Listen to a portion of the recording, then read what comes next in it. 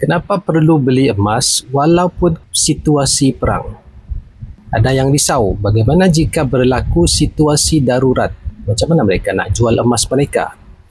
Dalam keadaan keamanan kurang stabil akibat perang seperti sekarang, ramai orang membuat keputusan untuk berhenti membeli emas.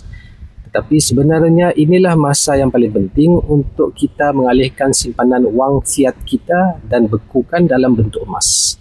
Walaupun kita tidak terlibat secara langsung dengan perang, kesannya tetap sampai kepada kita.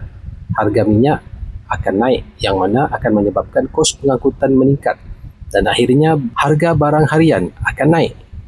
Bila kos hidup meningkat, inflasi berlaku dan nilai wang kita sebenarnya akan semakin jatuh. Sebab itu, aset seperti emas digunakan sebagai salah satu cara untuk melindungi nilai simpanan dalam jangka panjang.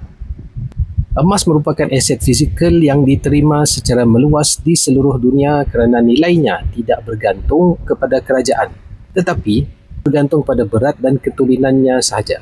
Jadi dalam banyak keadaan krisis kewangan sebelum ini, emas tetap mempunyai permintaan di peringkat antarabangsa kerana sifatnya yang mudah dicairkan.